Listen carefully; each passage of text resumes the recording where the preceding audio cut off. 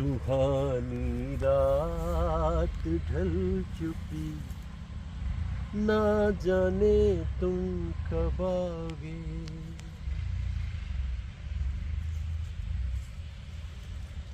तू गंगा की मौज में, जमुना का धारा।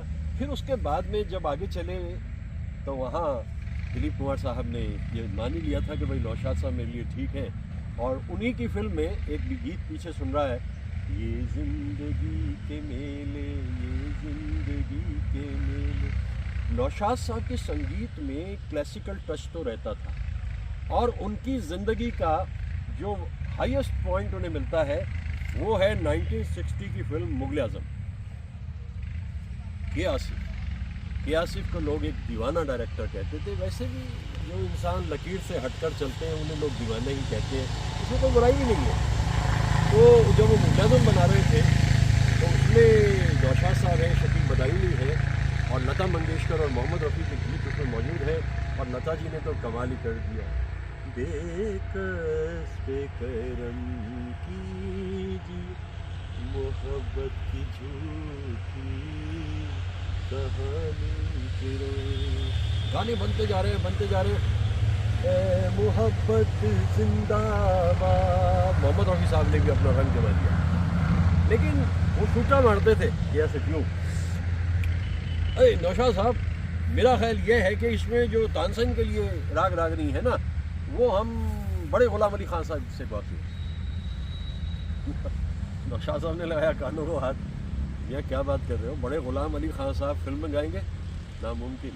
अरे कोशिश तो करके दिखाओ नौशाद, ऐसे ही नहीं होता। चलो चलते हैं। पहुंच गए जी बड़े गुलाम अली खान साहब के यहाँ। वहाँ पहुँचे, खान साहब आदा भाई, ये के आसिफ साहब जो है कह रहे हैं कि तानसेन के लिए जो गीत है वो खान साहब आप गा दीजिए, दो उसमें छोटे छोटे से हिस्से हैं। तो पहले तुम्हें मालूम है मैं कभी फिल्म के लिए गाने नहीं गाता, बड़े गुलाम अली खान साहब को। तो उन्होंने कहा कि देख लीजिए खान साहब, आपके बिना काम नहीं चलेगा। और मैं आपको ईमानदारी की बात यह कि जो आप कहेंगे मैं उसके लिए भेंट करूँगा वो पैसा आपको मालूम है उस ज़माने में सिंगर्स को क्या पैसा मिलता था, 200, 300, 400, 500 इस तरह पैसे मिलते थे। खान साहब ने कहा यार ये आदमी जान छोड़ने वाला नहीं है कि आसिफ मेरी। उन्होंने कहा यार मैं तुम्हारे से ना 20,000 रुपये लूँगा। 20,000? कोई कहता है कि 25,000 रुपये लूँगा।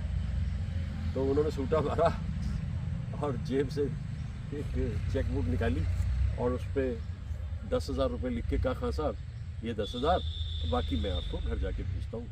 पहले तो नौशाद साहब देखते रह गए, और उसके बाद में कैसे कैसे दीवाने इस दुनिया में हुए हैं जिन्होंने ज़िंदगी को अपनी शर्तों पे जिया है।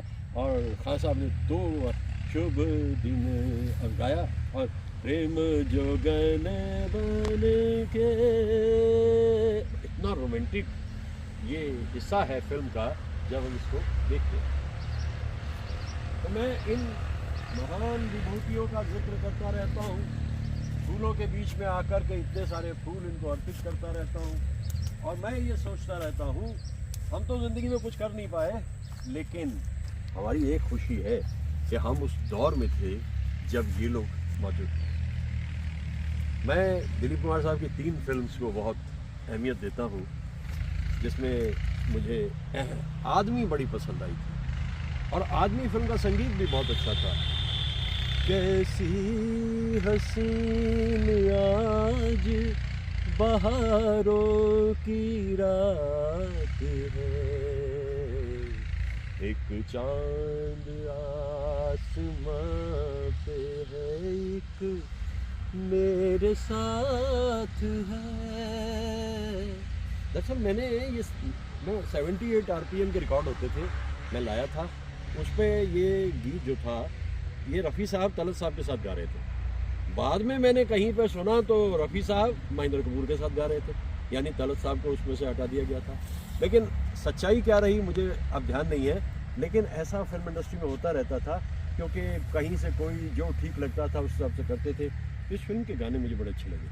मैं टूटी हुई एक नैया हूँ, मुझे चाहे जिधर ले जा। क्या खूबसूरत गीत बनते थे। और आज पुरानी राहों, ये गीत देखिए, जो मैं बताने की कोशिश कर रहा हूँ कि उनके गीतों में वेरिएशन कितना है। और इसके बाद दिल दिया दर्द लिया जो है, दिल दिया दर्द लिया पहले आई, आदमी बाद में आई। दिल दिया दर्द गुजरे हैं आज इश्क में हम उस मकाम से, नफरत सी हो गई है मोहब्बत के नाम से, ये भी हुआ। और इसी में कोई सागर दिल को बहलाता नहीं। नौशाद साहब को जो सबसे बड़ी एडवांटेज थी, उनके साथ में उनके सितारिस्ट जो थे मोहम्मद शफ़ी साहब, हाईली टैलेंटेड म्यूजिशियन थे एक ज़माने में, ख़ुद भी अपनी कुछ फिल्म में उन्होंने संगीत दिया। और मोहम्मद शफ़ी साहब जो सितार बजाते थे, वो देख के क्या कमाल की सितार होती थी। और मैं आज ख़ास तौर पे ये महसूस करता हूँ, संघर्ष फिल्म में जो गीत है रफ़ी साहब का, जब दिल से दिल टकराता, इससे पहले तो मेरे महबूब के बारे में आप क्या कहेंगे, मेरे महबूब तुझे मेरी मोहब्बत की कसम। इसके बीच में एक इंस्ट्रूमेंट बजता है, तन तन तन तन तन, उसका मैं नहीं पता था ये क्या है, बाद में पता चला ये संतूर है और ये शिव कुमार शर्मा साहब बजा रहे हैं। तो ऐसे ऐसे म्यूजिशियंस उनके साथ में। और मैं ख़ास तौर से एक गीत को बहुत पसंद करता हूँ उनके, ताजमहल मुझे बहुत पसंद है। और ताजमहल में एक गीत उन्होंने बनाया, गीत कैसे बनाया उन्होंने कि सबसे पहले जल तरंग बज रही है, पहले सितार बज रहा है, सितार पे रईस खान साहब मौजूद है, सितार पे रईस खान साहब, उसके साथ जल तरंग पे मिलिंद जी, और उसके बाद आ जाते हैं शिव कुमार शर्मा साहब अपना संतूर लेकर, और गाना बनता है, एक शहंशाह ने बनवा के हंसी ताजमहल, सारी दुनिया को मोहब्बत की निशानी दी है। आहा, क्या गीत बनाया भाई, वाकई मैं इस गीत को सुनता रहता हूँ। और इत्तेफाक ये कि उनकी आखिरी फिल्म में जो था संगीत, वो एक फिल्म अलग से बनी थी ताजमहल के नाम से, ये तो लीडर फिल्म थी, और वहाँ भी उन्होंने एक गीत बनाया था, चलते चलते मुमताज तुझे देखा जब ताजमहल देखा। अब ये गाना किसने गाया, ये गाया हरिहरन ने। तो आप देख रहे हैं कैनवस कितनी वाइड है, कहाँ तो के.एल. सहगल साहब गा रहे थे, कहाँ आज के सिंगर हरिहरन गा रहे हैं। नौशाद साहब की ज़िंदगी का लगभग ये आखिरी हिस्सा था, क्योंकि नौशाद साहब प्योरिस्ट थे, वो परफेक्शन से कम पे समझौता नहीं करते थे, भाई जो है तो है। अगर मुझे ऐसे ठीक लगता, लता जी को तो वो कहते थे भाई सरस्वती का वरदान है, उन्हें जिस हिसाब से वो धुनों को लेती हैं, समझती हैं। न मिलता गम तो बर्बादी के अफसाने कहाँ जाते, इस दर्द को अच्छी तरह से समझ के लता जी जब गाती थी तो नौशाद साहब कहते थे भाई तुम्हारा कोई मुकाबला नहीं है ही नहीं लता, तुम जिस अंदाज में गाती हो बस वो तो अलग ही दुनिया। तो मैं याद कर रहा हूँ नौशाद साहब को भाई, 24 दिसंबर जो है वो सालगिरह रफ़ी साहब की, और 25 दिसंबर जो है वो सालगिरह नौशाद साहब की। और कितने सारे गीत इन लोगों ने इकट्ठे गाए, बनाए। और ऐसे कलाकारों को तो हम भूलते कभी नहीं है, क्योंकि क्लासिकली बेस्ड होता था उनका, क्लासिकल रागों पे उनकी बड़ी पकड़ थी, और जिस राग को भी जहाँ पर इस्तेमाल किया जाना है वो उस जगह कर देते थे।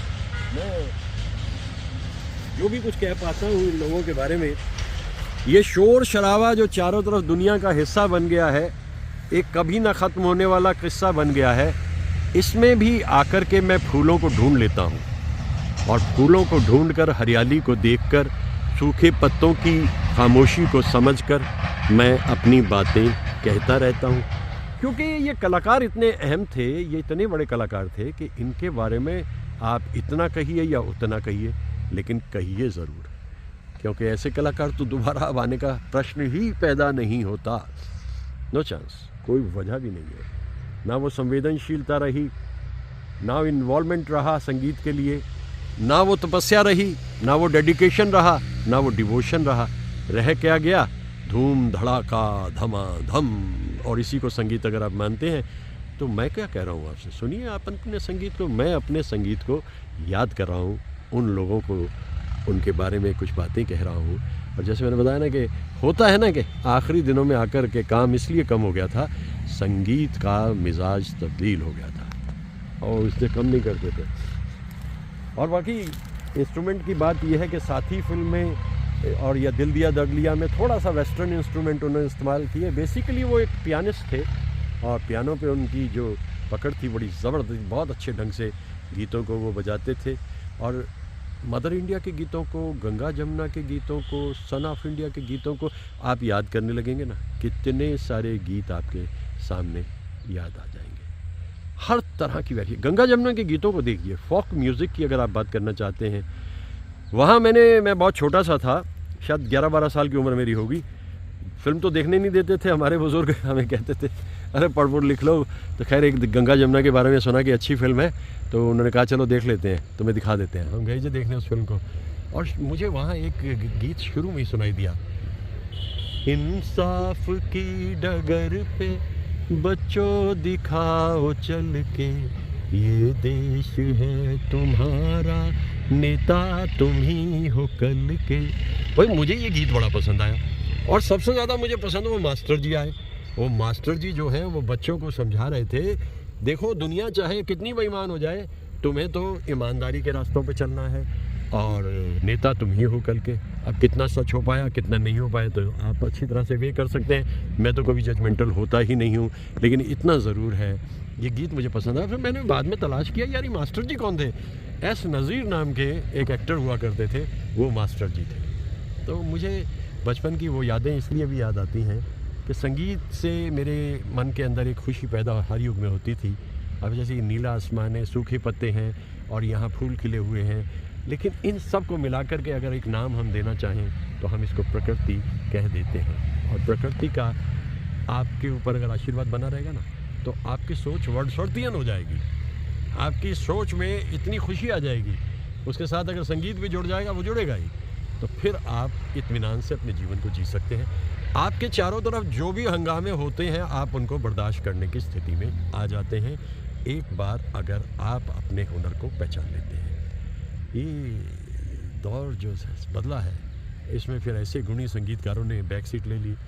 कल रात जिंदगी से मुलाकात हो गई, लब थर थरा रहे थे मगर बात हो गई, कल रात जिंदगी। एक मौका और भी उन्हें बड़ा मिला था, पाकीज़ा फिल्म के गाने जब गुलाम मोहम्मद साहब ने बना लिए, वो तो रुखसत हो गए, तो पाकीज़ा का जो बैकग्राउंड म्यूज़िक है उसमें नौशाद साहब ने अपना कंट्रीब्यूशन दिया था। और वहाँ एक धुन घूमती रही है,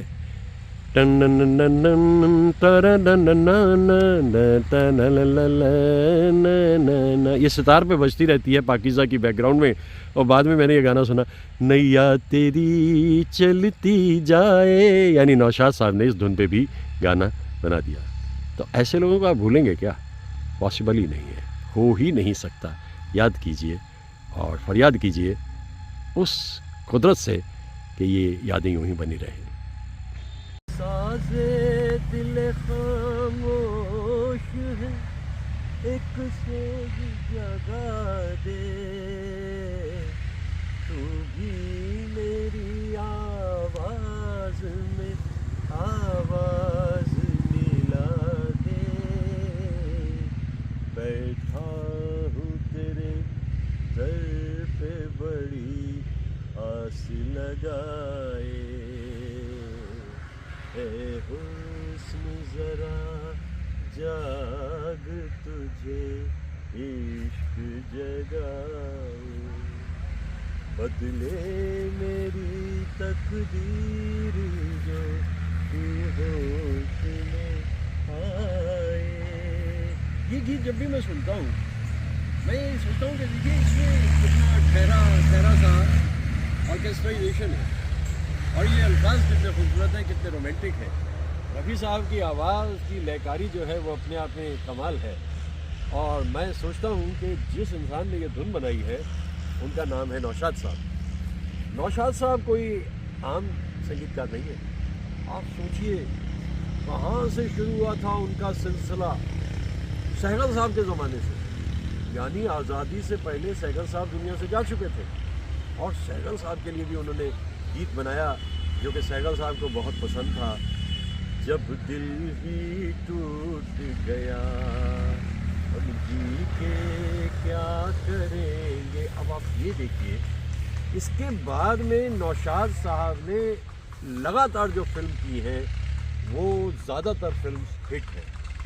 उन्हें अनमोल घड़ी के अंदर भी मौका मिलता है और मलिकाए तरन्नुम जाती जाती कह गई, आवाज़ दे कहाँ है दुनिया मेरी जवां है। और इसी फिल्म में जिन्हें भुला चुके हैं लोग, सुरेंद्र नाथ जी, फिर याद आ रहे हैं गुजरे हुए ज़माने। अब वो ज़माना सोचिए, वहाँ से चला सिलसिला। मजरूह सुल्तानपुरी साहब साथ साथ हैं, शकील बदायूनी साहब साथ साथ हैं। उस ज़माने में एक टोली सी बन जाती थी संगीतकारों की, गीतकारों की और गायक की और अदाकार। तो ये टोली क्या थी? ये टोली दूर तक चलती रही। नौशाद साहब या तो मजरूह साहब या शकील बदायूनी, और मोहम्मद रफ़ी साहब को तो बस वो मानते थे कि ये वरदान है आवाज़ की दुनिया का। बाकी जो हमारे मेन सिंगर्स हैं उनमें उनका ज़्यादा यकीन नहीं था। नौशाद साहब का जैसे तलत साहब हैं, बहुत कम गाने उनके साथ में। किशोर कुमार को तो खैर वो गिनते ही नहीं थे कहीं भी। और मन्ना दा के लिए भी उनके पास कोई ज़्यादा काम नहीं था।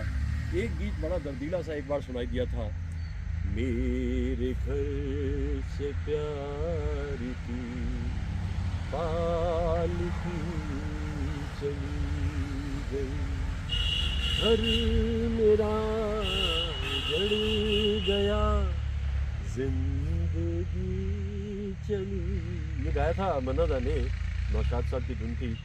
लेकिन जो गीत शुरू के दौर में मुकेश साहब ने अंदाज फिल्म के लिए गा दिए, भाई वो अनूठे और अनोखे हैं। और नौशाद साहब भी ये कहते थे कि ये जो गीत बनाए हैं मैंने, इसमें मुकेश की आवाज़ ठीक है।